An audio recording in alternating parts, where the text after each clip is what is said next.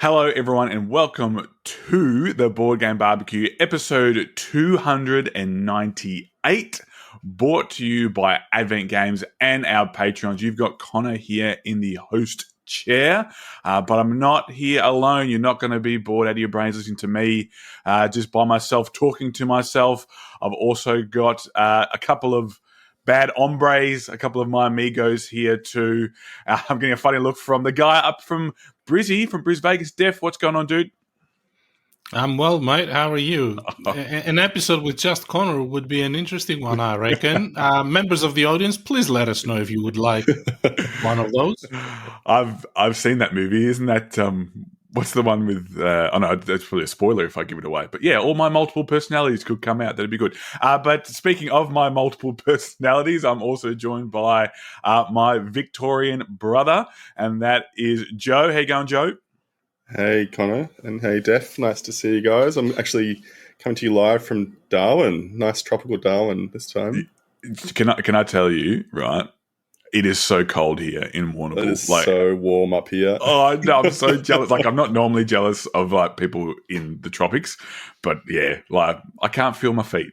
That could be my increased sugar intake, or it could be the weather. But hey, we could talk about the weather all day, but no one wants to hear about that. They want to hear about the board games we have been playing lately, and you guys have been playing some great ones. So like some ones that are more recent, and then also some classics. So Def, why don't you lead us off with your classic experience, probably one of the more divisive games that's ever been made.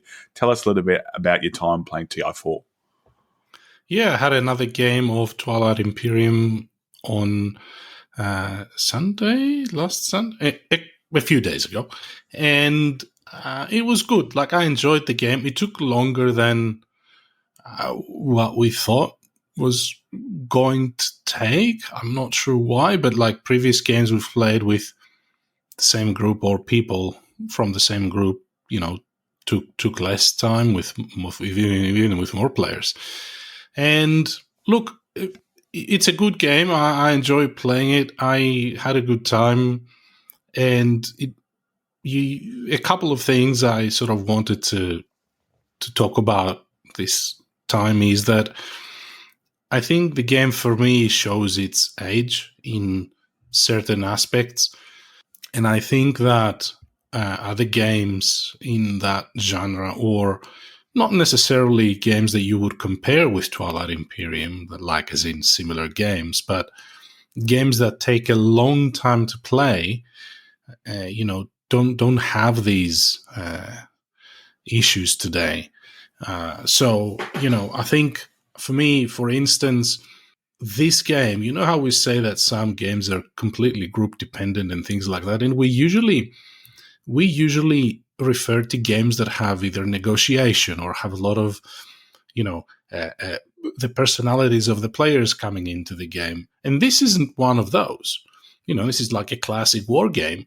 And yet, for me, I would only play this with a group of people that, are my friends, and I know them, and we enjoy games in the same way. And we also can sort of keep each other company through the game. Which brings me to the first negative thing I can say about Twilight Imperium, which is it has massive amounts of downtime. Yeah, massive amounts. Yeah, I can imagine. In the previous game, we played a 6-player game. It was a few months ago.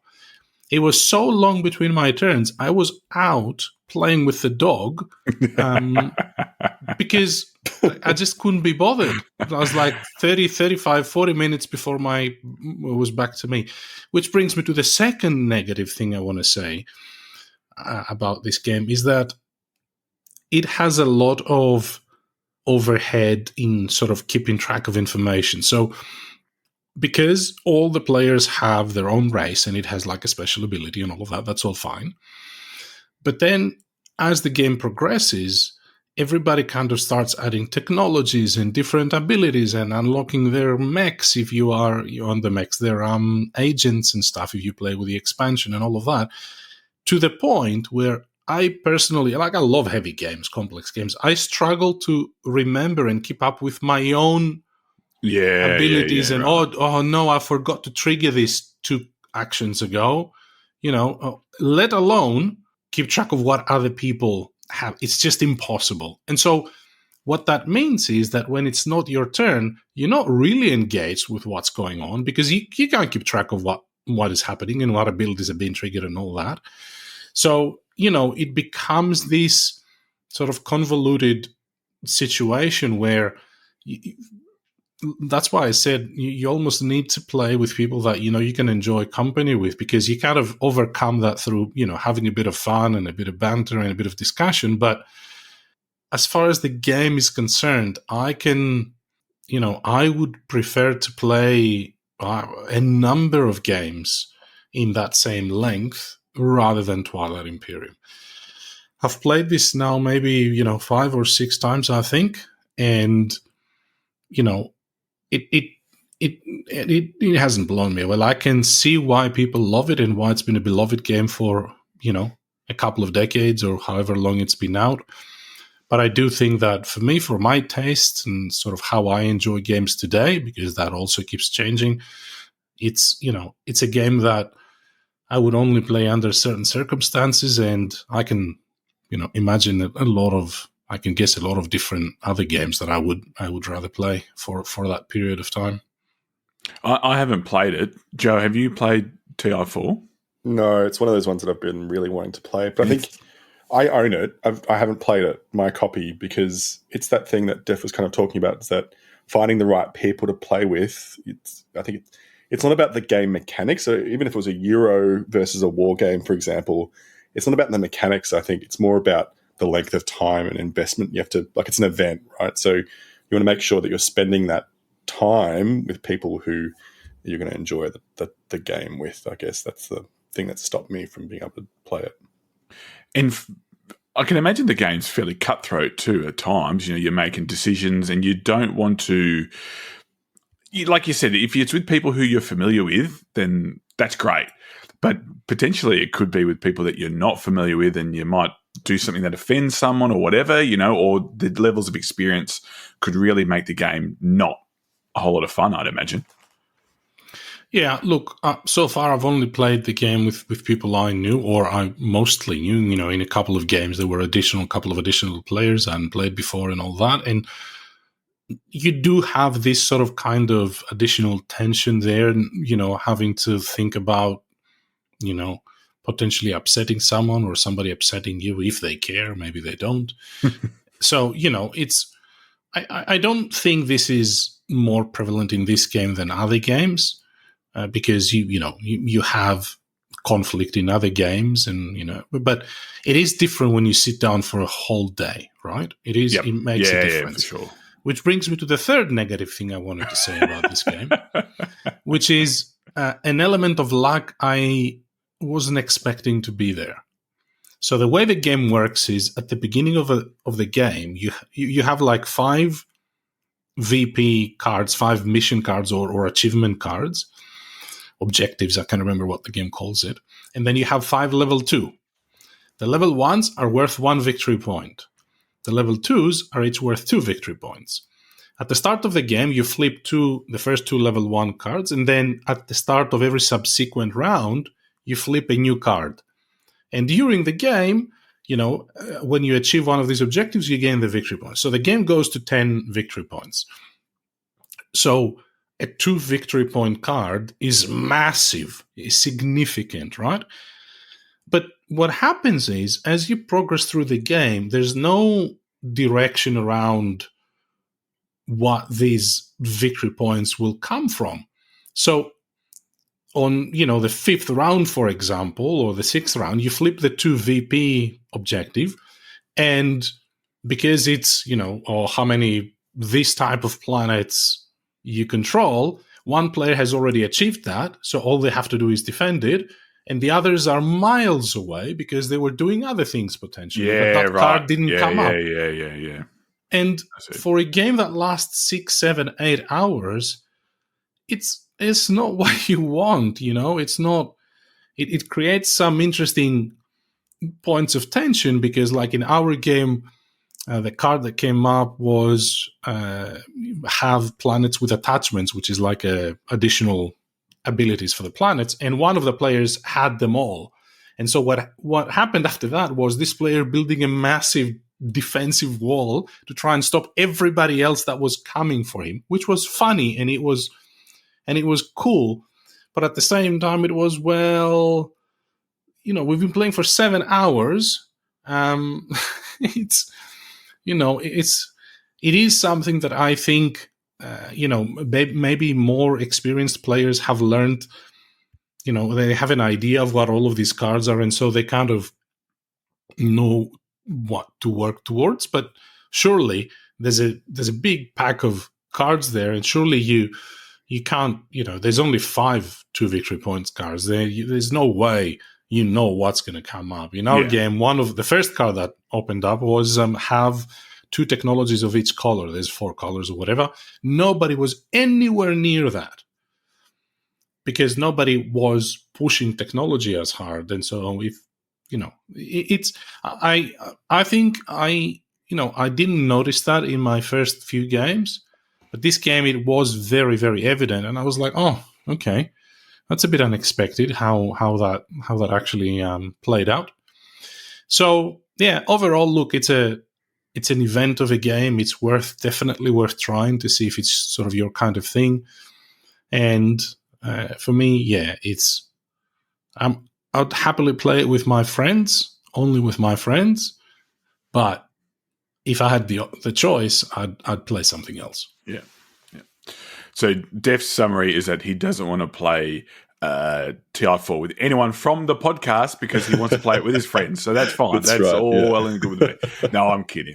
And yeah, it's definitely one of those event games I can see. Like, even looking at it from afar and not playing it, it does have that appeal, but I would have to sit down and maybe play it with someone that you really know, because there's every chance that I bungle a rule up or I do something that ticks someone off, and I just don't want to have that sour experience. It's not only that; it's the game has a surprisingly high level of negotiation as well, and so when you play with people you know and want to help you get into the game and enjoy it, they would give you some direction. Say, look, if you vote this way, this is what's going to happen.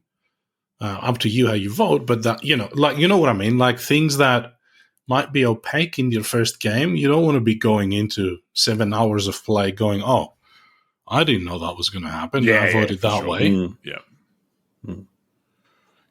Yeah, I get that.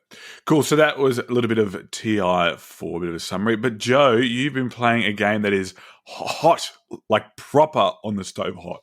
Hot harmonies. It's something that I think a couple of the other podcast hosts have talked about as well. I have been on holidays recently, and so I took Harmonies and the other game I'm going to talk about today and played with my husband. And so it was good fun. So Harmonies, as has been described on the podcast before, and have either of you played Harmonies? I haven't. I've really wanted to. Yeah, you have, Def, but you haven't, Conor. Yep. It's the way I've conceptualized it is kind of like a love child of like Cascadia and Azul almost. Is kind of how it feels a little bit. And it does.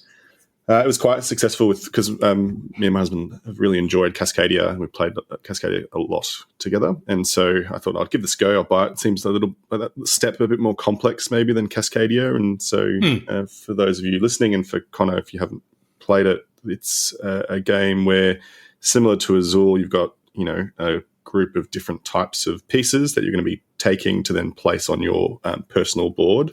And when you take a bunch of pieces, you have to take all of the pieces from a particular section. There's like 5 or 6 sections.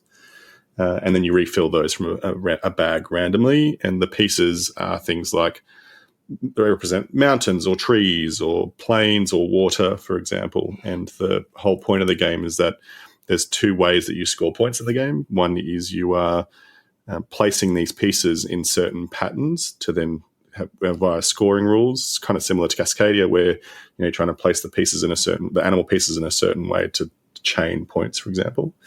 And then you also have the extra element of these animal cards where you can on your turn also take an animal card and try and fulfill particular configurations of the different things, mountains and trees, for example, to then score points from the animal cards as well.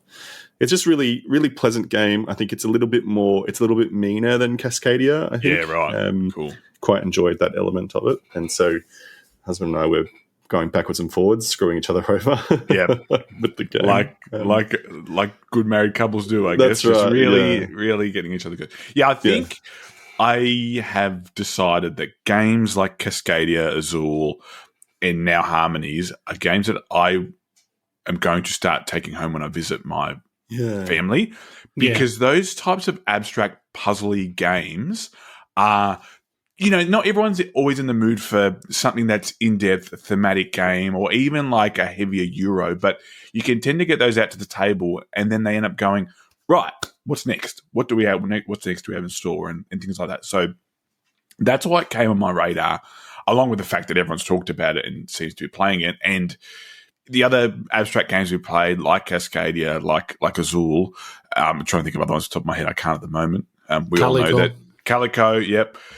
Those ones have all been hits with my family. So I think that's definitely one that's on the radar that I'm keen to try. So, yeah, in between, I think, did Jules talk about it? He did. The other week? Yep.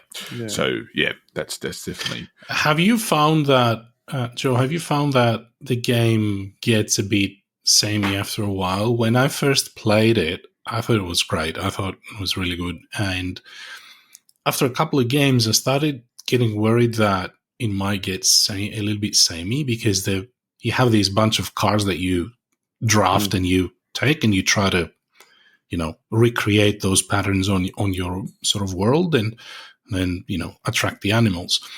But I've now played it maybe 10, 11 times and I haven't reached that point yet. Like, every time it's interesting, every time the puzzle is cool, every time I enjoy it, there's no, sort of cracking the puzzle or anything like that. Sometimes it goes well for you. Most of the times, 2 turns in, you hold your head in your hands and go, mistakes have been made.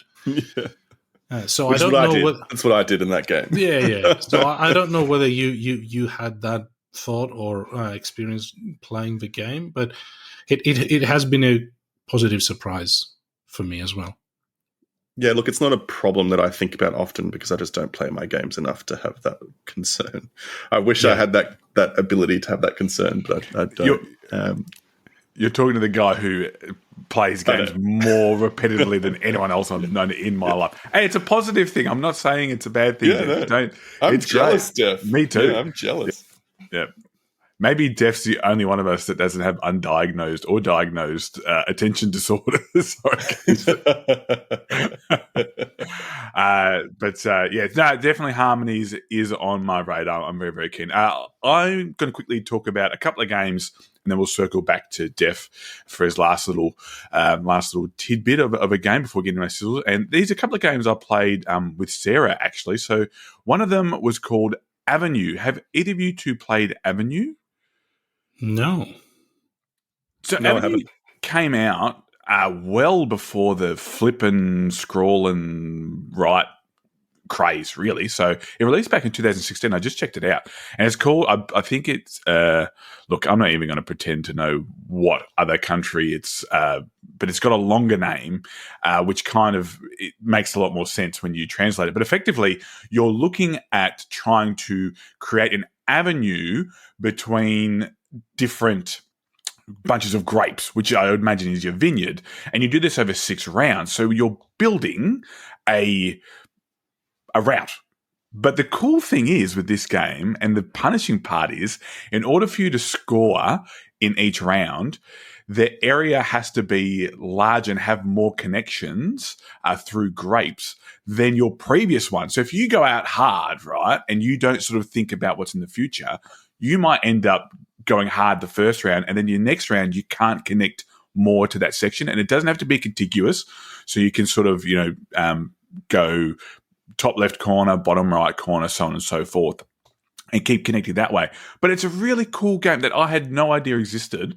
And I thought, this is kind of just catched in on the flip and right craze, but no, it preceded all of this. So that was it was a pretty cool game, all things considering, but super mean. So when Sarah's like, "Oh, do you want to play a really mean game?" and she showed me this game, I was like, "How's this mean?" And I was like, "Oh, I get it now." So it's not mean to each other; it's just mean in the engine. So yeah, if you're looking for a kind of different and harder sort of flip and right game, then I'd be looking for Avenue. I don't know if it's in stock anyway. I say that, and each of the directions obviously have a limit in the deck, and then you go from there. But yeah, I don't know, Joe. You were making funny faces when I was mentioning it.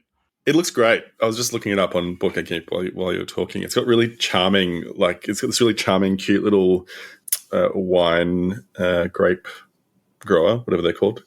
It looks French. Yes, the art looks really cute. It doesn't look mean at all. It looks really cozy. Yeah, that's why I was laughing at it. And you can also get points at the end for each of your red and white. I guess not distilleries isn't the right word because you don't distill wine, but they're the sections, and each one that's connected to a red and a white grape, then you get points for that. So that was pretty cool. The other game we played was Sail. So Sail is a co-op trick taker, which has been spoken about before. Yeah. Def, you like this game? You played this game? I haven't played it, but I've seen a couple of playthroughs and I thought it was very clever. Yeah, it is really cool. Yeah. So looking forward to hearing what you thought. Yeah. So co-op trick taker. So whoever wins the trick is important, but you don't win the game outright by yourself, right? You're trying to win it with your teammate. But the thing is that you sort of need to work out with limited communication who's going to win the trick, because depending on who wins the trick, the boat moves in a direction and you don't want it to crash into rocks or a tentacle, and you also then want to actually make progress. So certain cards will let you progress, such as the wheel and whatnot, so that like the steering, and whoever wins that trick will move towards them. But then there's also the cannon cards, which can help get rid of nasty cards that will then infect your deck and then make it harder for you to win. The other cool part about this game, what I think that sort of makes it even more of a neat game, is that depending on who wins the trick, your cannon card will have different powers.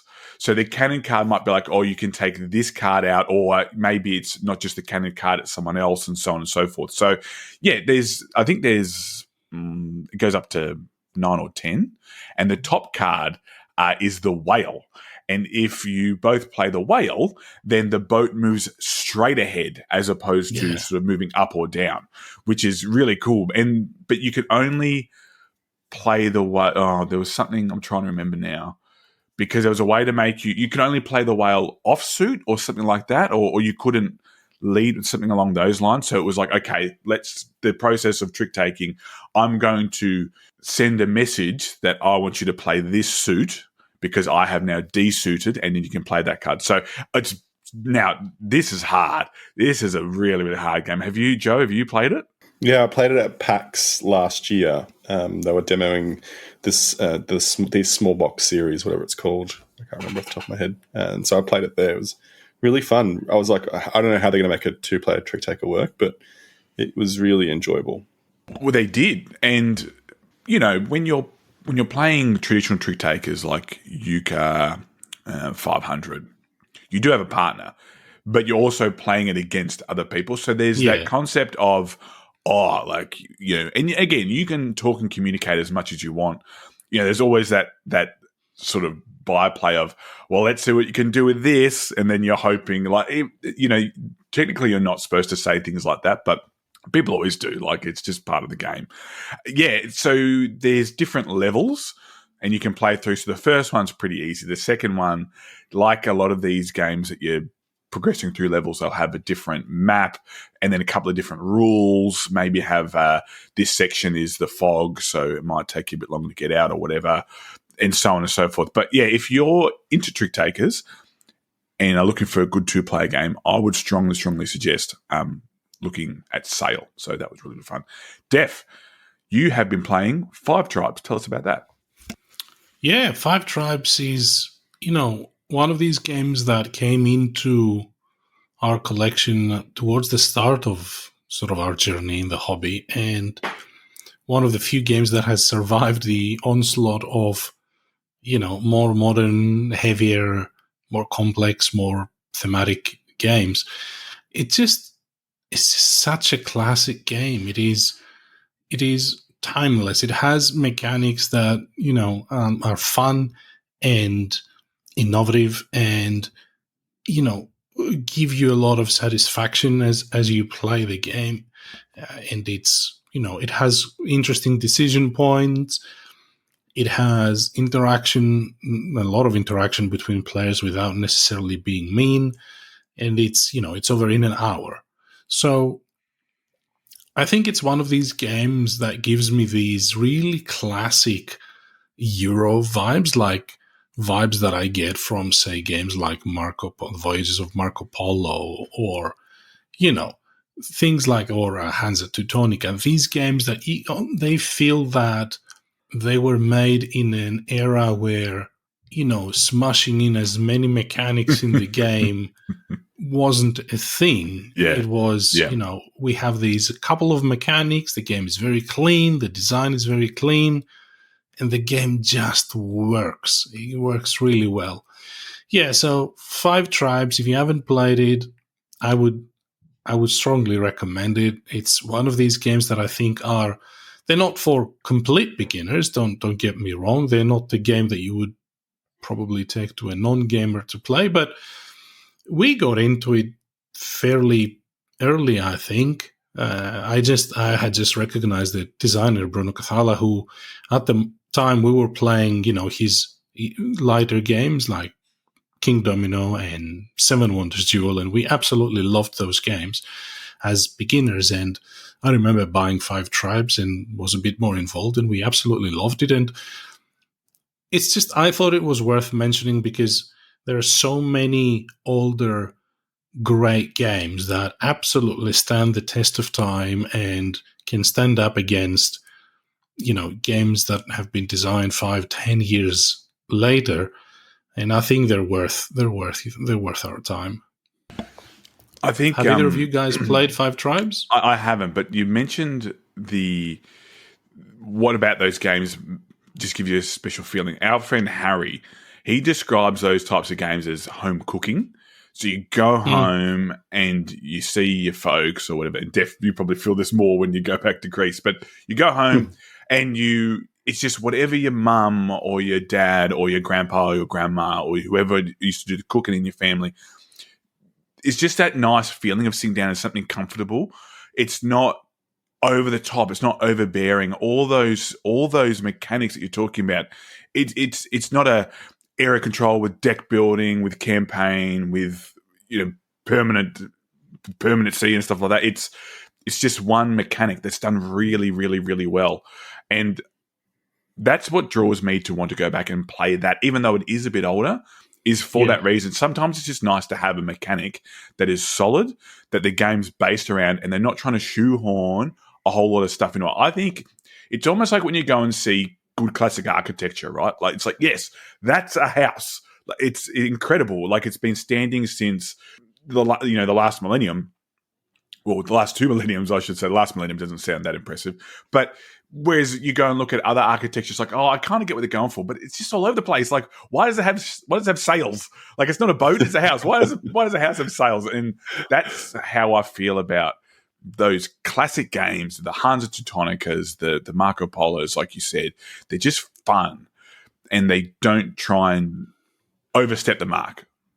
Yeah, they do a couple of things, and they do them really, really, really, really well. And that is enough for a great game. For those of you that haven't played 5 Tribes, I'll quickly mention the main mechanic, which is basically the game is a collection of tiles, 5x6, or like 30 tiles, and each tile has 3 meeples on them, and there's 5 different colors of meeples. And the main mechanic is you choose a tile, you pick up all of the meeples on the tile, and then moving orthogonally, so not diagonally, you have to start dropping them one at a time. And the last tile, where you drop the last meeple, has to have at least 1 meeple of the same color of the meeple you drop there. And then you take those colored meeples and you take their action, whatever that is. So what happens is, after a few turns, the board changes so much. There's empty tiles. You can't drop meeples on empty tiles. There's tiles that have like 5, 6, 7 meeples. You're trying to figure out how you can get to them. And you're trying to figure out how to empty tiles, because that's how you gain control of them, and you gain partially how you gain points. So mechanic aside, like I said, it's a very fun, engaging, clever, good decision space. Doesn't, last too long, and just a whole lot of fun. And it's one of these games that I would probably say belongs to every board game collection, overall. Well, not mine, but I get what you're saying, because it's not in my collection. But it belongs in your collection. Right. So you're saying yes. So you're saying I'm missing a part of my board game persona for not having this game. Is that what you're alluding to, Joe? Oh, Def said it. No, I'm the messenger. Don't shoot me. It's got the bullseye's out. The bullseye's out. Cool. So just quickly, I wanted to mention, you mentioned games that have engines or mechanics that are a little bit older. So deck building, I just mentioned before. I played Clank Catacombs. Now, I'd never played a Clank game before, but I'd played lots of Dominion. I played lots of Marvel Legendary, and so the whole deck building, milling, all that type of stuff, that was fairly, I understood that a whole lot. But it was just an interesting experience having that dungeon crawling aspect. I played it with Tom and his friend Terry. And that whole idea of playing cards to move and then having a character that moved around, but also using the deck as well, like that's something that I hadn't really experienced before, because a lot of those deck building games were just, score, fight the enemy, score. It was nothing really to do with the location or whatnot. So, I mean, have either of you guys played much Clank, let alone Catacombs? Just the original. Yeah, right. And the original was just on a board. Hey, Joe, it didn't have that modular setup with the with the tiles. Yeah, so it's just on a board, and you're all kind of. It's a racing game essentially. Yeah, almost like what's that other deck building racing game? El Dorado, Race to El Dorado. Yeah, yep. So it feels kind of like that, but has more of that trying to get down and then also get out before the dragon gets you.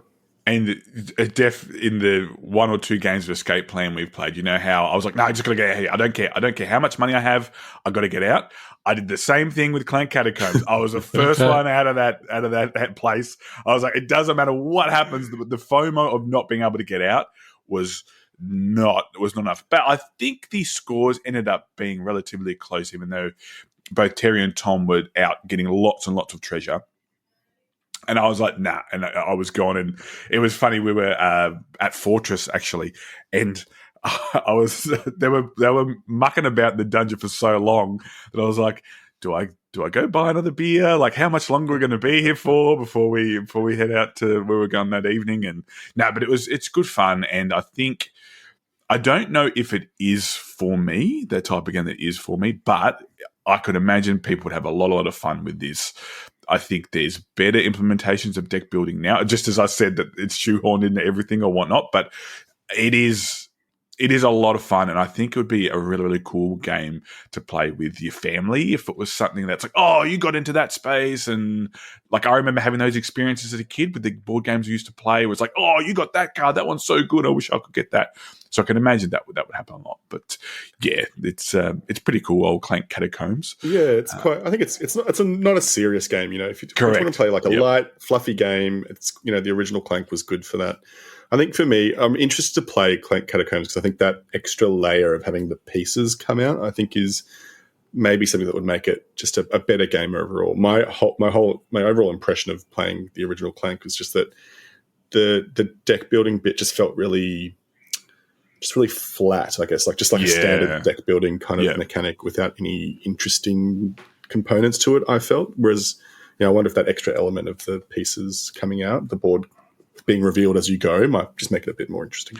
Yeah, in the way it's linked is through these passages, and each passage may or may not have these little ghosts on them, and that would deal you damage as you went through. So certain cards, you would have movement, but it would be like fight off the ghost or whatnot. And I think you can spend attack to reduce the amount of damage you take from the ghost, but you've got to spend 1 or 2. I can't remember the exact value. So it does work into that. It does feel very thematic in that sense.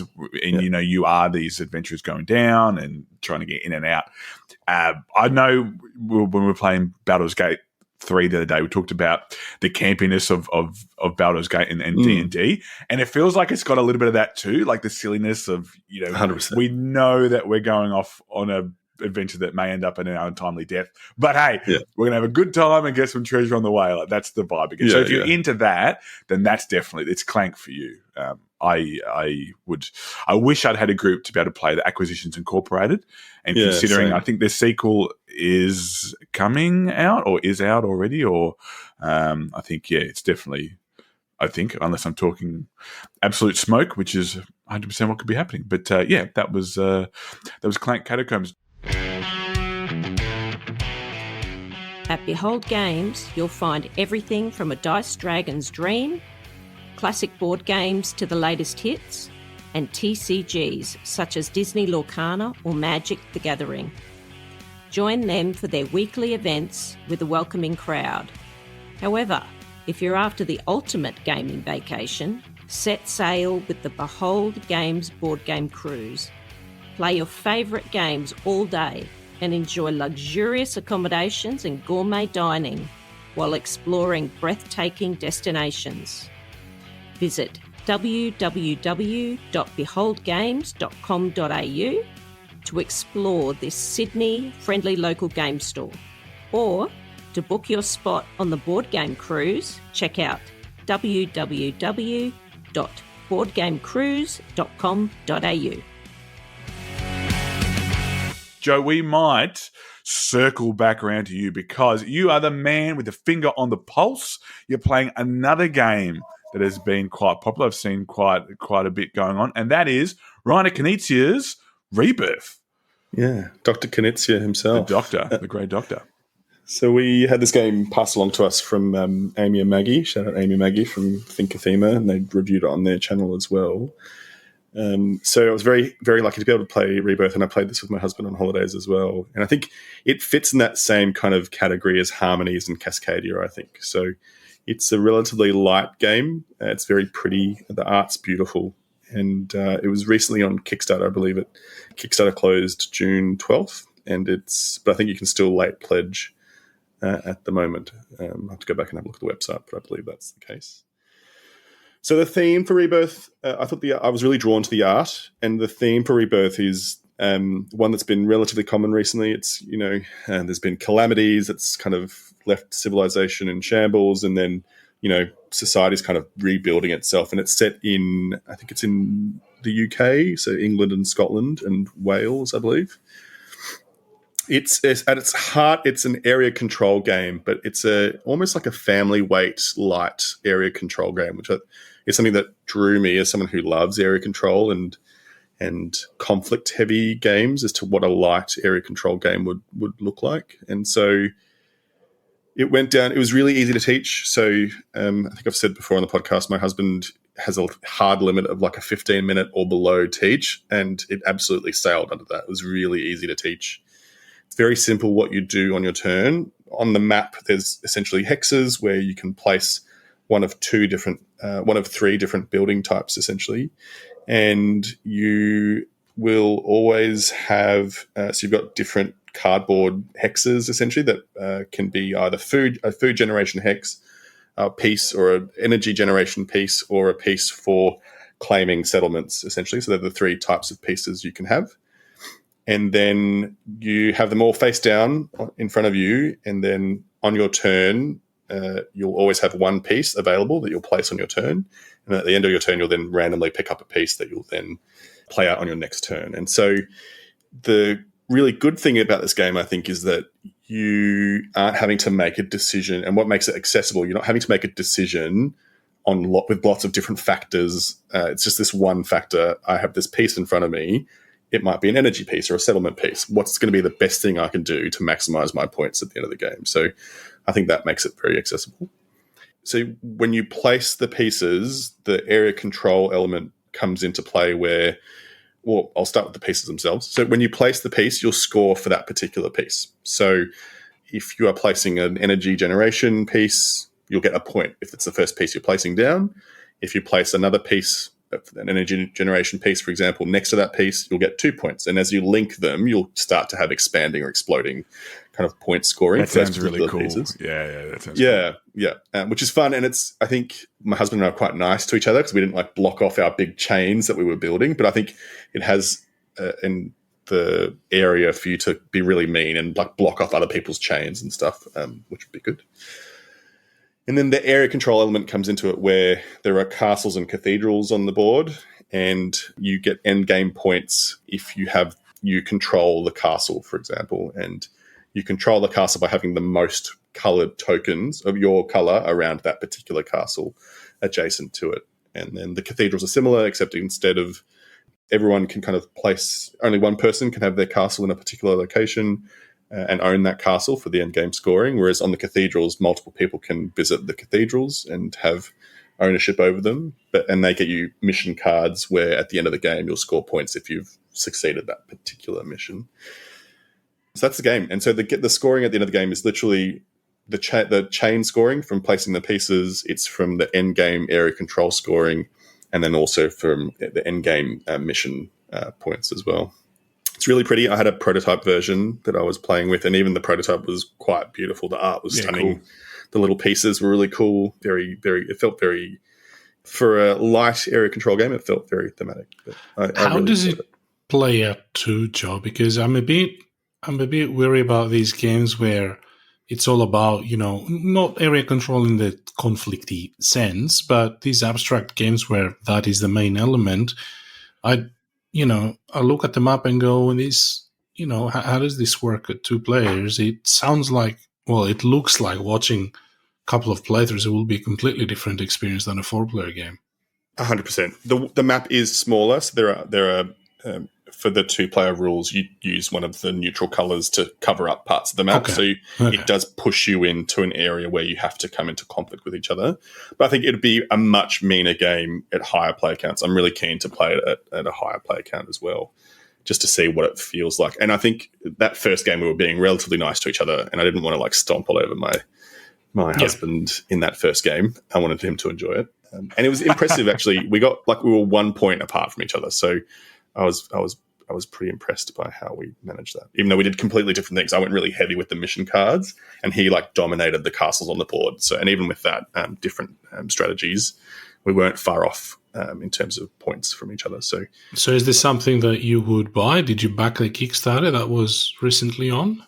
I didn't back the Kickstarter, but because I thought I had been mistaken, I thought it was coming soon, and so when I was looking up the Kickstarter for tonight, I realized that it had been over. So it's something that I would potentially buy. Yeah. Okay. I think if it was something I could play with more people, I think it's one of those games where if you have friends who don't love area control, I think they may potentially be swayed by this because there's other ways to score points in this game as well, not just the area control. And so it's something that'd be like an easy in-between games game that you could play, which would be quite good. I think it has the look where you could expect it to be more complex than it is, which is why I've really tried to emphasize that it is quite a light game. I think if you went into it thinking it was going to be a heavy, air control combat game, I think you'd be disappointed. Speaking of, do you think that area control games, because they innately have conflict, tend to have there's a perception that they are a bit heavier, so that there's a bit of a balance between not just being able to do things really easily and get points? That was probably, I guess, my concern, Joe, is you said, you don't have to do their area control, but what happens if someone gets out of control and they just then dominate that? Is there a way to come back? I know I just asked 2 questions at once. Feel free to answer either one, please. Yeah, no, definitely. So I think you definitely have the ability to really, if you see someone is, I had a chain of energy generation tokens that was 10 long in the game. So my husband let me do that. I think if you had someone who was hang on, this is getting too long, I need to interrupt this and put something there to stop them. And the same for the area control elements, right? So you can be okay, I'm going to stop, Def from getting this castle by doing this particular play. So there were a couple of things I did where I was I feel really clever for doing this because I think I've really put a spanner in the works for my husband's plan. And so I think, the flip side is that because you just have that one chip to place down, it does mean that you're hampered in what you can do to stop people, because it depends what you've picked up and what they've picked up. So that, I think, could be challenging potentially if you really want to try and stop someone, but you're just not getting the pieces that will let you do that. That can be hard.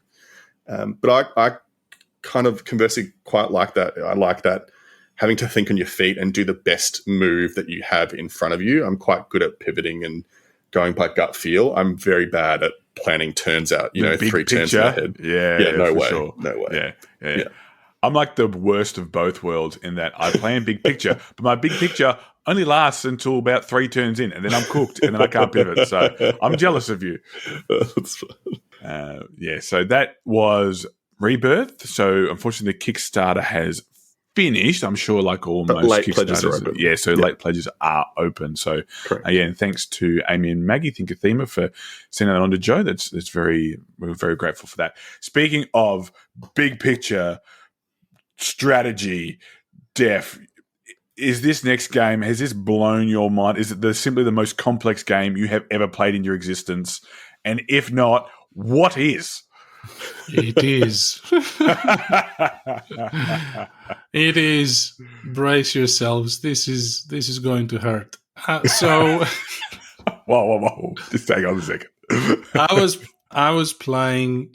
I played it in two. I split this play in 2 days, and for the first 3 hours of this game, I was in constant pain, going, I cannot do this. I just don't have the capacity to do this. I need to pack this away. I can't play this. And then slowly I kind of worked through it, and by the end I was so impressed and so satisfied I was able to finish it. This is none other than Volume 8, I think, from the Coin series, published by GMT, and it is Pendragon, the fall of Roman Britain. So we've spoken about coin games before. If you want to go back to previous episodes, we've spoken about Gandhi, Fire in the Lake, Falling Sky, Indiana Beast, Cuba Libre, a few of them. But I've not played them all, and this is by far the biggest, most complex, and I would dare say most interesting of them all. It basically takes us to, I would say 4th, 5th century, to the island of Britain, where you have the two, I guess, Roman-British factions. So you have the landowners, the aristocracy that wants to maintain their grip into the land, and they are, very all about maintaining the current order and retaining sort of civil conditions.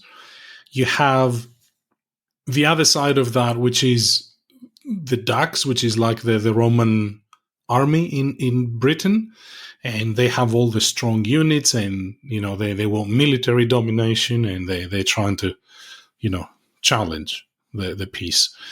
And then you have the two barbarian sort of hordes, or the raiders, the Saxons and the Scotty, which is more like the Irish or the Celts, and they start coming in and causing chaos and plundering and all of that. So the game plays like every other coin game, in the sense that you have a deck of event cards, and every round you draw a card which denotes the turn order, and then the players the eligible factions in turn order can choose to either trigger the event or take some actions, etc. Most of the coin games have only one theater of war, or axis, that you vie for control between the 4 factions. It's either political or military. In a couple of them you have a little bit of both, but they are very focused. This game feels like you're playing 4 of the other coin games together, because you have all of the political shenanigans. You have, for example, there is a track that you follow where the Imperium situation is at. So is there, military dominance? Is there civilian dominance? Is the fragmentation, which means the ducks and the landowners, they're not allies anymore, because they start as allies and they fight together and they spend each other's resources and stuff like that. So that's just one aspect. And then you even have on the map, there are roads that these Roman-friendly factions can use to move their units around. But certain things make these roads unmaintained. And so you can sort of let them being used or let them, disintegrate, but then you have to spend a whole bunch of resources to use them, to maintain them. If you don't, then you can't use them for operations and things like that. The barbarians, they come in from either some of the oceans, like from the water, or from the north. But when they come from the water, the oceans can be patrolled or non-patrolled, and that affects how successful a raid is and all these kinds of things. And this is just before even starting to talk about any of the military stuff. This game is extremely conflict heavy. It revolves around conflict because the game begins with civitates or civitates, depending on if you use Latin pronunciation or not, that have basically control of the entire map of the game. And the Saxons and the Scoti, the barbarians, they have zero. They have none. All their pieces are outside of the board. So their main action is to raid. They come in through the oceans or from the north. They attack the cities. They plunder the cities, and then they leave. And they bring, warriors and things like that. They establish settlements. And there is a lot of combat in this game. A lot of combat. But the battle procedure is almost as complex are complete other coin games. It's mental. You have a pre-battle sequence, that you have to check a few things. The terrain type, which is home to some of these units, and so they have some certain abilities. They can evade or they can ambush. Then you go into the actual battle, but wait, before you do that, maybe the defenders run away and they hide into their fortresses. If they don't, there's a couple of rounds of losses that get inflicted and stuff, and then you can go and do a siege on the forts. And if you do a siege, they're the defenders, and each fort has like some native sort of defense value and things like that. And oh my god, after that, if it's all over, then maybe you can plunder the city and take away the prosperity from the cities.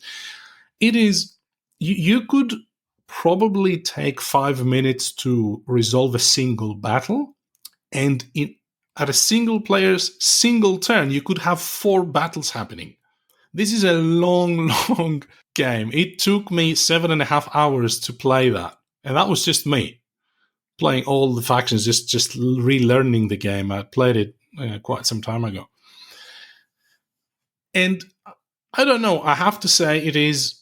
It has such a high ceiling or barrier of entry or learning curve, however you want to call it, that you really have to persevere, or you have to play with someone that knows the game, I guess. But even so, it took me 3.5 hours to say, okay, I get it. I know what this faction has to do now, kind of. And look, by the end of the game, I was flying through it, but for the first 3.5 hours, I was sitting there questioning my life choices. So it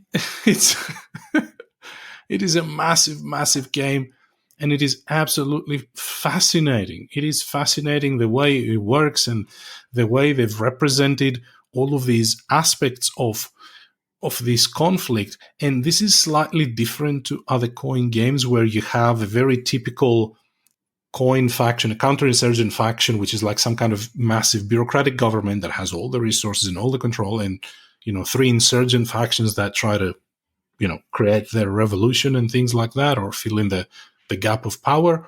This game is not quite like that. You have this alliance between the 2 Roman friendly factions, and you have the barbarians that basically do the same thing. They come in, they raid, and then they go. But the game has on top of all of this, the game has a economic/financial aspect as well. There's these golden cubes. Don't tell me there's stocks involved. Are you telling me this is a Coin 18XX game? Coin 18XX. It has these sort of golden little cubes that are called prosperity, and it is, well, what the word says, prosperity. And each section of the map has, a few of these, depending on the size of the population, and prosperity grows or it gets reduced and whatever. Prosperity is one of the ways one of the factions track their victory condition, but also it is these cubes that the barbarians attack when they come in and raid. They steal these cubes. You physically put them on the raiders, and if the raiders can stay long enough to escape with them, then that becomes renown or resources for the barbarian factions. And so this game has a lot of strategic depth that I think some of the other coin games do not have in terms of planning ahead a lot, because these games, they're very tactical. The board state changes so quickly. You don't know what the other player is going to do. Even though there's slow progress, it's hard to kind of, you have a rough idea of what you want to do, but there's no way to sort of plan 5-6 turns ahead. It's just impossible. This game has a little bit more of that, which I think is part of why it is more difficult to play than the others. But at the same time, it's probably this trait that gave me this massive feeling of satisfaction when I finished the game. So this is something that I know my group has been very, very keen to play, but if you want to play this at the full 4-player count, then you need a full day. For the first game, there is no doubt that you need a full day. It will take a long time. As soon as you know what you're doing, which is probably after a few hours in the game, then I'm sure it flows quicker. And if I play it again tomorrow, it's not going to be 7.5 hours. It will still be like a 5-hour game, but it will flow much better. So, yeah, I don't know what else they can come up with in this, using this system. Like, it does feel that this is the most usage this system can handle. It is absolutely magnificent. I think if I was able to play this a little bit more, it would become my favorite coin game, but I reserve that comment until I play more with other people. So you mentioned that you don't think that GMT and the people, folks who make these games could add any more. There's another concept that's in games like Marvel Champions, Arkham, these expandable games, and I'm not putting them in the same context, but the term's power creep. And in order for you to have more powerful cards, you then have to have more powerful enemies, because then those powerful cards that feel cool to play, it just doesn't become fun because you just squash everything. Would that be similar in that because you're pushing this system to its limit, it's becoming more and more complex? And I guess the question is it still fun? Like, is it fun to play? Well, that would depend on your definition of fun. I mean, I was legit struggling for the first couple of hours of playing this game. Maybe I wasn't, in the good mindset. I had a rough week, for reasons beyond the board game stuff. So I think it depends on what you're looking from a game. What are you looking for? I got what I wanted from this game in spades, as in I got a massive amount of brain tickling and, this sense of discovery that you almost always only get from either playing a new game, so you're kind of figuring out how it works and how to do well and all that sort of stuff, or from playing a game well, but there's still a lot to explore in terms of, I can do something better this time, or I can try something different. So games that have, very good depth of gameplay, very interesting decision-making. So for me, this is definitely something that I would call fun. But again, if fun is your idea, if your idea of fun is to sit down and try and work through this intricate system of actions or subsystems, and you don't mind, getting lost there for a little bit. I had rounds where each card took like 20 minutes for me to go through, or 30 minutes, because I was like, oh my God. So if they do this, they can't do this because that exists over there. And you go back and forth and back and forth. But after figuring that out, it was so satisfying to play. It was so interesting. And this is, I feel, the price you have to pay for some of these games. If you like them, you have to pay the initial price of, well, I have to learn it. And you can only learn these games one way, by just banging your head against the wall while you're playing them. The interesting thing, I think, with these sorts of games is I think they're the answer to the problems posed by what you mentioned that TI4 has, where it's like the way to get around that feeling of maybe the randomness or the, some of the less appealing parts of TI4 is that you go really asymmetric and everyone's doing something completely different. And that way you don't have to really necessarily worry about what everyone else is doing, especially in those first couple of learning games. I guess, for you, there was a large cognitive burden with this game because you have to learn all 4 factions in the same depth.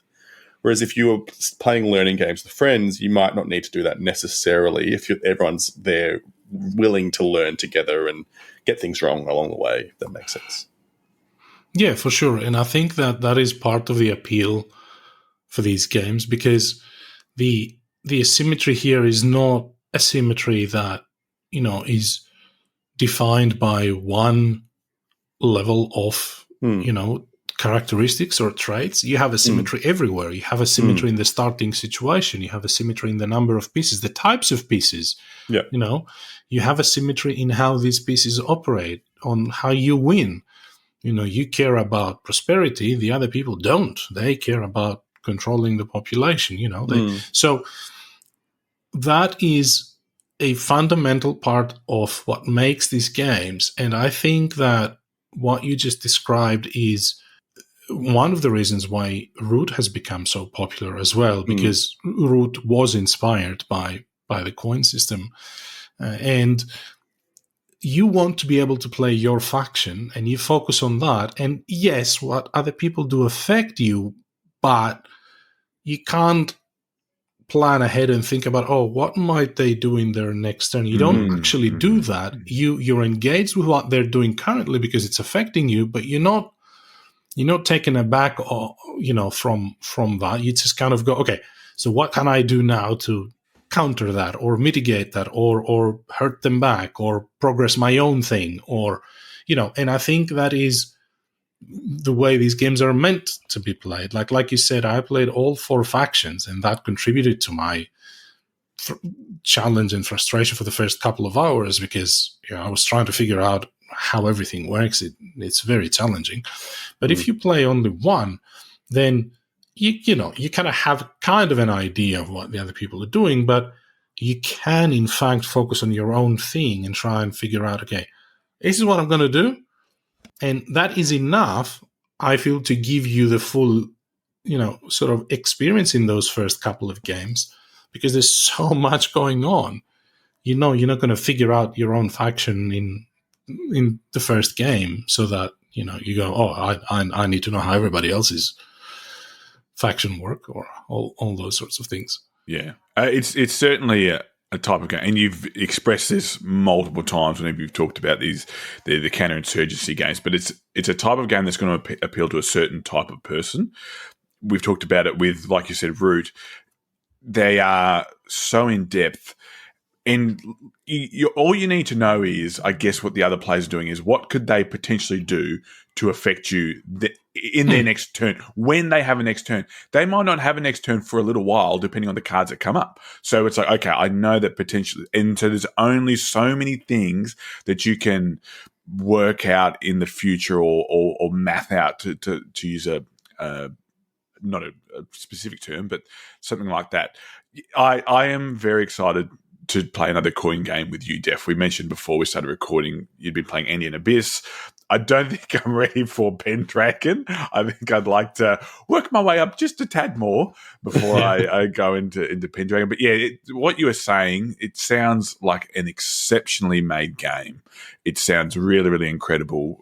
They're talking at the lengths you talked about Voidfall and stuff like that. So I'd be very interested to see how your opinion will change after you've played it with your gaming group.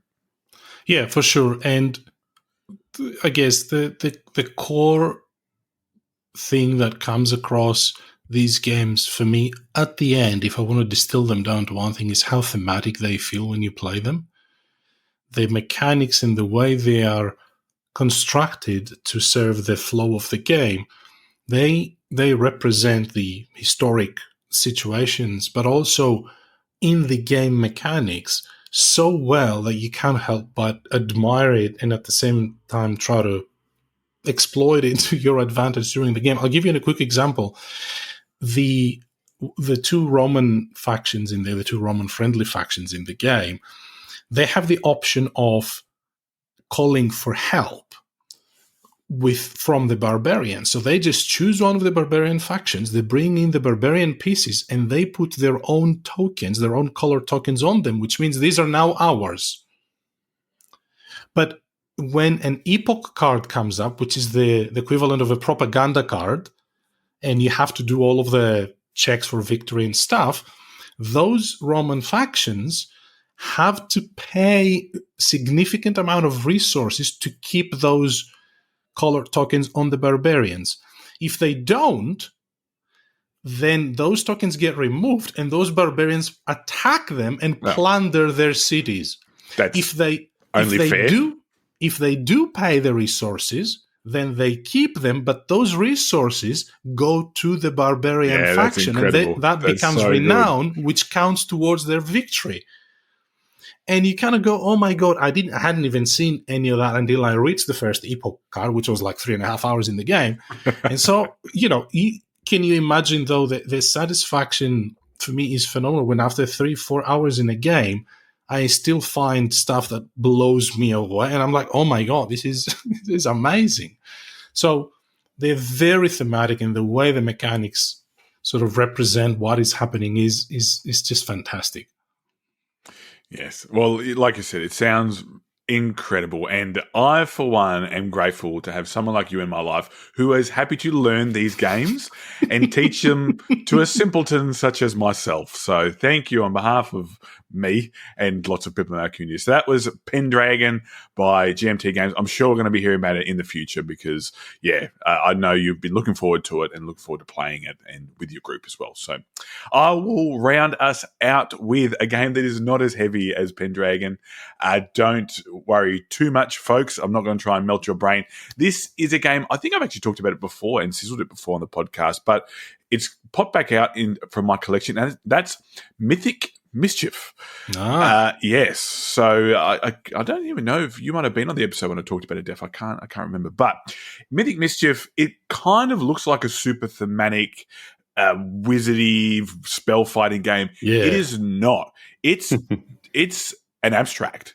And it's a really, really simple abstract where what you're doing is you're taking the role of a faction within a wizarding school, and they're pretty funny factions. So in the base game, there's the zombies, the Franks, so the Frankenstein's monsters. There's the wizards. There's the vampires. I think there's 5. I think I named 5. If I didn't, I apologize. We all know my maths isn't great. But what happens is as you are playing through your turn, and you will play an entire turn, you are trying to either rearrange yourself, you're trying to rearrange your opponent's pieces, or the library itself by completing particular moves or particular moves using effectively like action points. So on your board, you have an action point. Each time you move, you have to reduce the value on that die. And then depending on where it falls within your value of areas, you may have to shift that die back to the beginning as well.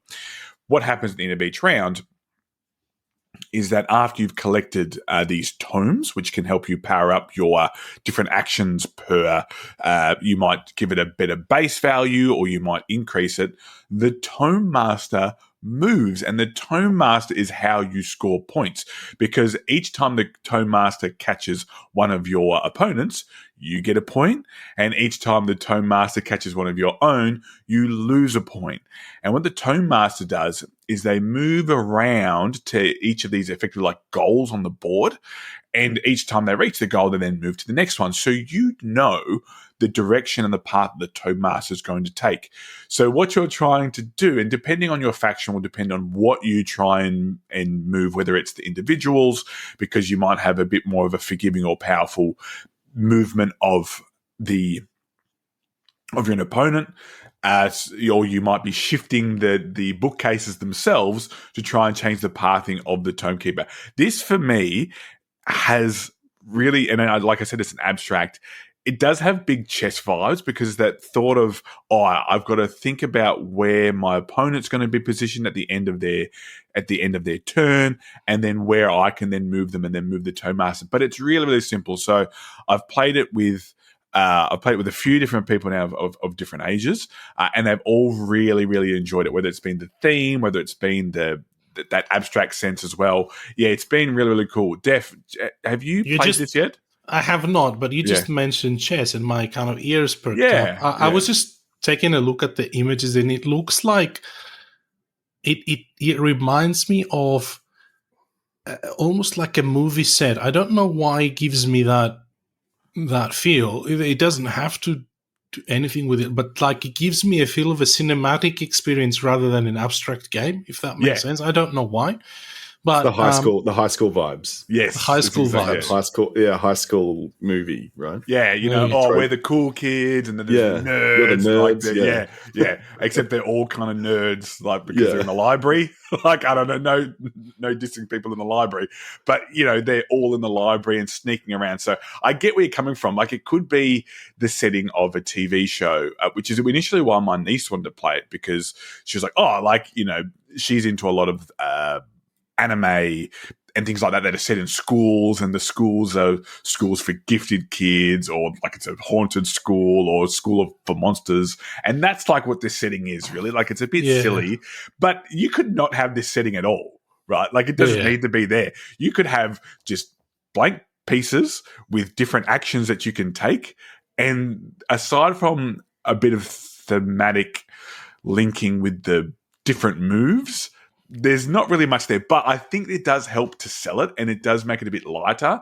And you're going to have your favorite colors and your favorite characters, even though the characters, they all have names and stuff in their bio, but it has nothing to do with the game at all. Like, each character can do every move, every action, and you can only do specific actions with your own faction. So it's cool. But it is chess. It is chess. Like, Joe, you're sort of nodding along before there.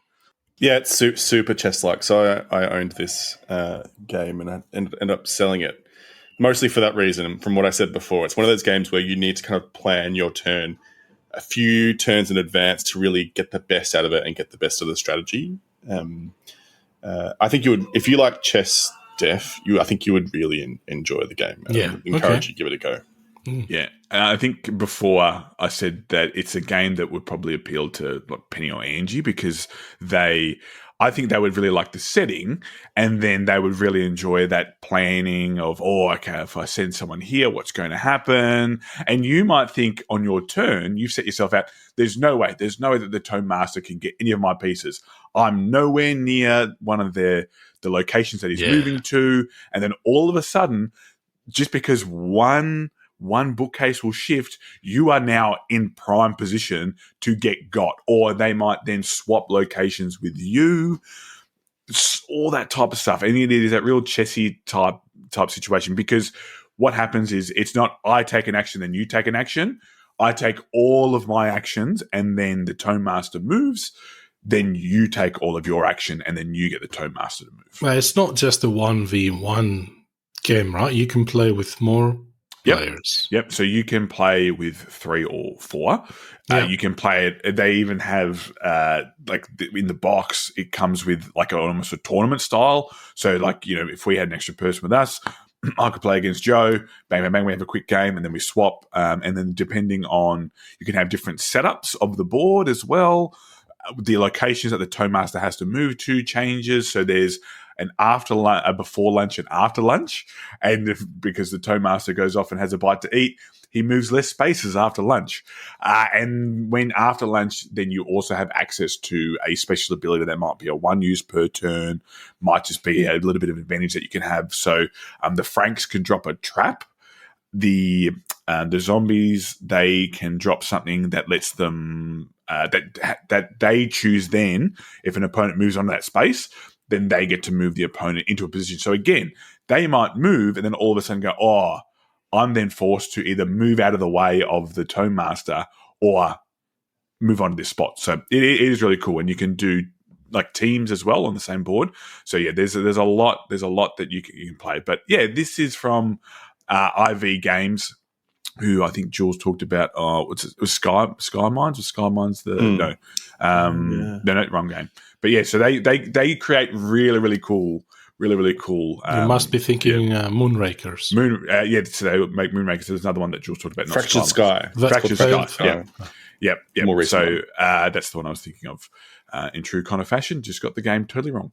And so that is Mythic Mischief. So we had Mythic Mischief from myself, Pendragon from Def, and Rebirth from Joso. 3 great games, very different from one another. If you're looking for a new board game, you need to check out adventgames.com.au. They have a great range of games, including pre-orders and hot new games. Anything you could be looking for will be there at Advent. Dean provides excellent customer service that is second to none, and he's always keen to support the Australian board game community through events, game days, and even through sponsoring a podcast. So head over to adventgames.com.au today. That's adventgames.com.au. So on to some announcements and news, lads. It is getting ever so closer to PlayCon. I am super, super excited. I've got my flights booked. In fact, I'm so excited about PlayCon. I'm getting to Sydney like 5 days early. So I'm going to be catching a rugby game on the Saturday before, and I'll be around. So if you're interested in having a game or two while I'm in Sydney prior to PlayCon, let me know and we can catch up. But in case you didn't know, PlayCon is happening from the 12th to 14th of July. There are no 3-day passes left. There are no Saturday passes left and no Sunday. There's only Friday passes left. So get in. It's like as in single-digit percentages left of them. Like I'm talking 3%. So there is a wait list. If someone can't go, there is a wait list. So please sign up to our wait list. Just a couple of reminders too, to download the After Game app of Google Play or the App Store. Once you've registered, head to the event section and find PlayCon as the event. You'll be able to view the library of games available. There's over 300 currently available, which is incredible. So many games that you can play. You'll also be able to see the scheduled games, and there's going to be more as we get closer to the event. You can, of course, schedule your own games as well. There's currently over 15 games available to sign up to, including D&D sessions, playtesting, and other board games as well. So keep checking to see what's available. Just be aware, if you do want to sign up to games, we're not using our past sign-ups with Eventbrite. We are going to be using After Games. So please really get on there and use it. It's a really great app, and you can even use the stats to link up to the board to Board Game Geek as well. So make sure you're following the PlayCon page on Facebook to see what is in store for the event. It's super exciting. The PlayCon team have been updating us each day about different things that are going on, including the panels and whatnot. It's going to be an incredible weekend. And if you're in the Brisbane area on the weekend of the 17th of August and you still want that board game event bug, you've been bitten by it, there's going to be the Brisbane Board Game BBQ Day on the 17th of August at the Parkview Hotel. So tickets will be available for that soon. Speaking of conventions, lads, last week's question of the pod was, what is your ideal convention game and why? Joe, what is your ideal convention game or favorite? I think it originally was Cascadia. I would play that a lot at the game days, but I think Spots has superseded that recently. At our most recent Melbourne game day, I would have taught that like 4 or 5 times, and it went down a treat every single time. Easy to teach, really fun, really thematic. Love that game. I think it's a great convention game. What about you, Def? It's probably not going to be Pendragon, but what's yours? Mine would have to be Age of Steam because it's one of the games I really love playing myself, and one of these games where I don't have to spend an hour or 45 minutes teaching people. You can teach Age of Steam in 10 minutes, and they can still have a great game and have a lot of fun exploring the system. So, and I think it's probably the game that I've tried to do at least one teach of that in every game day for that reason. And it's, people have been responding to that. So that would be my pick, Age of Steam.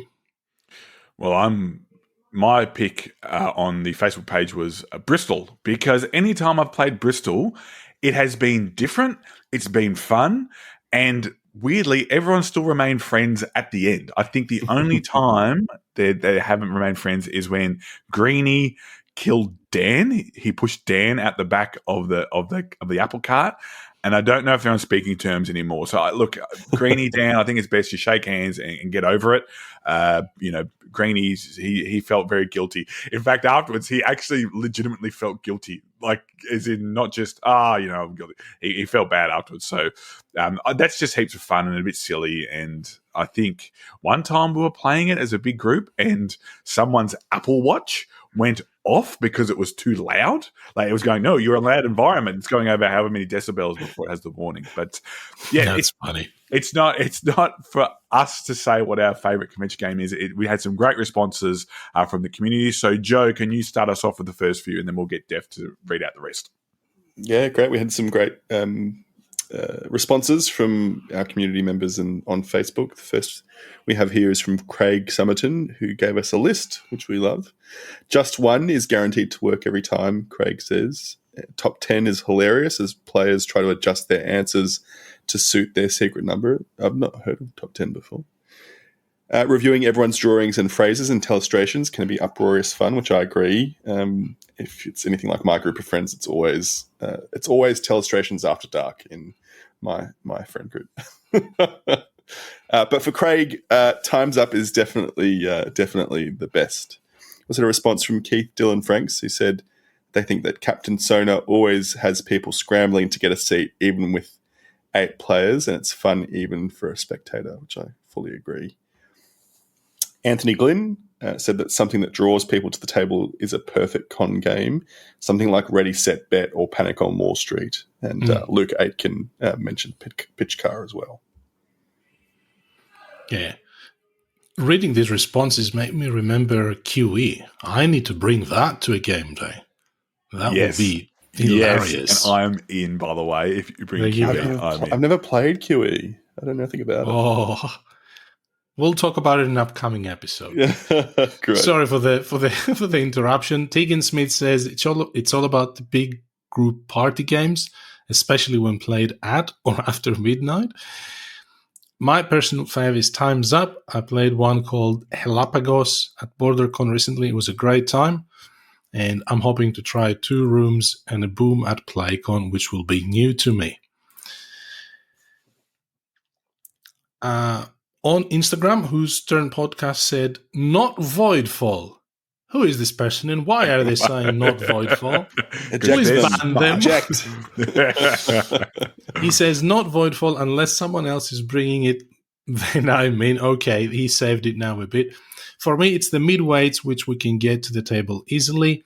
Also, some lighter games like Avant-Garde, Love Letter, Far Away. But every now and again, it's good to have a Lacerda in the bag. No objection from me there. And finally, A Tale of Two Meeples says something we've learned the rules of before we get there. This is an interesting one. So, I mean, I always have that Lacerda game in my bag when I'm going to friends' houses or to one of the game days. It's like I call it like my hopeful Lacerda. Just maybe I'll bust it out. Just maybe. It's like me. It's John. Hey, Dave, do you have John Company with you? I never leave home without it. Yes, no. Well, Dev, you speaking of how you were learning Pendragon, and when I busted out Mythic Mischief and wanted to refresh the rules, I didn't really want to sort of fossick through a rule book and I was like, so I thought I might just watch a quick rules video. So my question, what I'm posing to you guys and then to the community for this week is, what is your favorite way to learn games and why? So Def, you are a rulebook dude, right? You still go with the tried and true rulebook? I do. I do not watch rules videos. I don't learn from them. Like, it's very difficult for me. I love reading the rule books and then actually playing the game, and moving the pieces with my hands and trying to go back to the rule book and back and forth a bit. That's how I started learning games, I suppose, back when I got into sort of heavy Euros and the Vitala Certe games. And that has stayed with me. Like, this hasn't changed. I love going through the rule books and trying to figure out the game by myself. I think there is a sense of discovery as well there, in to some extent. Now, obviously, when you do that, you're dependent on the rule book being a good rule book, and there are some that are less than good.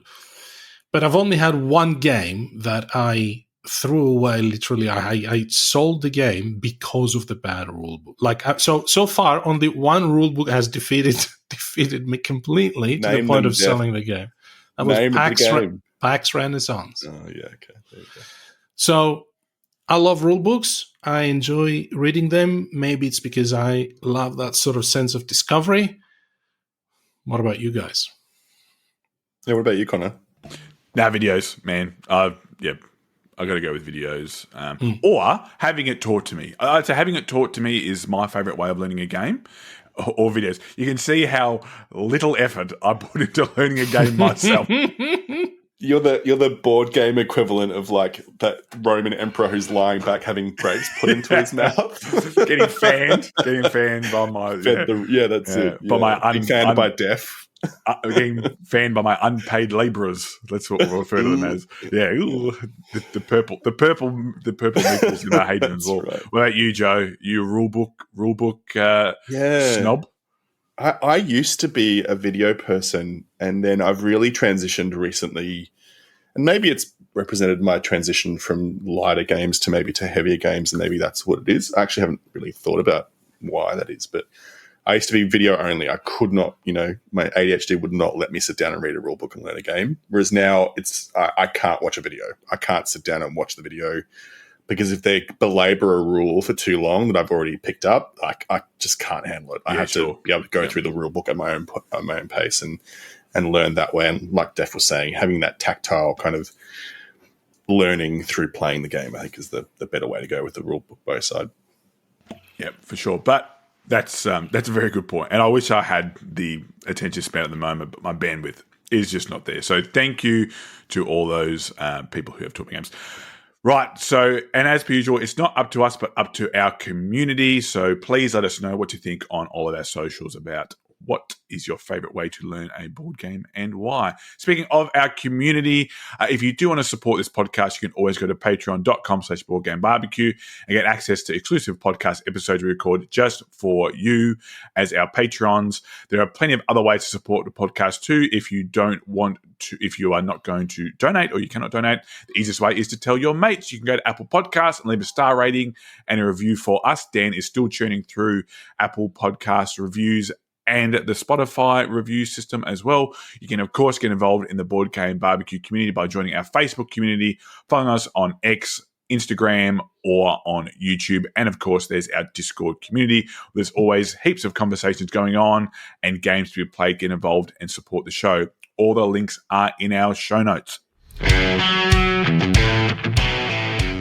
Stuck in a board game rut? Leader Games offers adventures beyond the ordinary. Imagine a woodland war where every creature fights for dominance. That's Root. Or maybe building an empire, then shaping its fate through generations. That's Oath. Leader Games. Unforgettable strategy for every kind of player. Find your next adventure at leadergames.com. All right, let's round out the show with the swearing of oaths. Def, what was your last oath and did you get it done? So my last oath was to play A Chest of Robin Hood, which was the latest game I got from GMT Games. It's a 2-player only, almost like a coin light system. Plays in, an hour, 90 minutes maybe maximum. I thought it was great. Had a really good time with it. Looking forward to talking about it in more detail in a future episode. My new oath, and I'm hoping I can sizzle this at the very next episode I'm on the podcast. I cannot wait any longer to talk about this game. I've already played it heaps online, but my copy is finally here. So this will be my oath to play my copy of Arcs. Very, very good. I'm excited.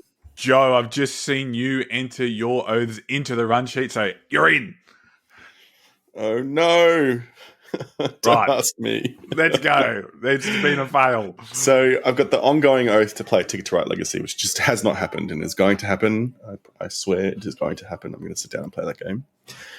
My last oath was also to play Inventions, speaking of hopeful asserters, but I only just recently grabbed that. So I am going to play. I reckon I'm going to play it the next week, actually next weekend. So I'll definitely play it by the time I'm next on the pod. Yep.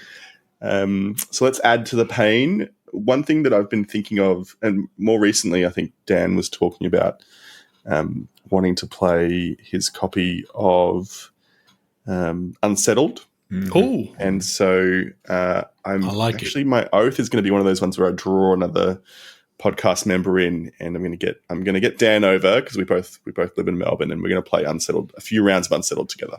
I like it. Yeah, Dan has no idea. I have not floated this idea. Surprise! With Dan yet. Does not matter. Surprise, Dan. I hope he's editing this. That'd be great. He's like, that'd be cool. How about you, Conor? Mine, I was successful. So my oath was to play Marvel champs, in particular some of the X-Men characters, because I was watching X-Men 97, and it just brought back some great childhood memories. I started playing it. Senator Kelly died, and while it probably wouldn't be that bad of a thing in the Marvel universe, I had to restart and go again. So I've rejigged a couple of decks, and I'm good to go again. But speaking of card games, I had an oath a little while back to play this game, and I thought it was being delivered. But it did not get delivered. What was getting delivered was a box of soaps instead. So, yeah. So, and that game was Earthborn Rangers. So I'm super excited. I finally got my hands on it, and I'm really, really keen. So I was watching some videos on how to play it because I didn't want to read the rule book during the week. So I can't wait to get Earthborn Rangers to the table. I think it's going to be awesome fun and a nice, neat take on the living card game system. So that's very good. But that does bring us to the end of the show. Thank you so much for joining me this evening. Gents, any last words? Oh, that sounds grim. Any last words from the both of you? Play your games more. Yeah. As usual. It makes me sad, Def. Play your games more. Hug and play your games as much as you can. No, so thanks for joining me, guys. And once again, thanks to all our patrons for your support. Thank you all for listening, and we'll talk to you again soon. Bye. Thank you. Cheers. Bye.